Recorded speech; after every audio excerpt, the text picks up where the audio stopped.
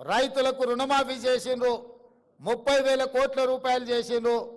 మరి 30 కోట్లున్న మా చేనేత కార్మికులకు చెయ్యండి అని ఈ వేదిక మీద నుంచే విజ్ఞప్తి రావడం జరిగింది. నిజంగానే 30 కోట్లుంటే ఒక్క కలం పోటుతోని 30 కోట్ల రూపాయలు మీ రుణాన్ని మాఫీ చేసే బాధ్యత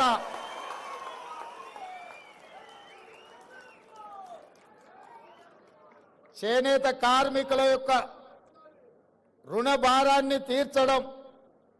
30 కోట్లు నిజమైతే ఎలాంటి సమస్య లేదు. ఇది ప్రజా ప్రభుత్వం, పేద ప్రజల కోసం ఉన్న ప్రభుత్వం.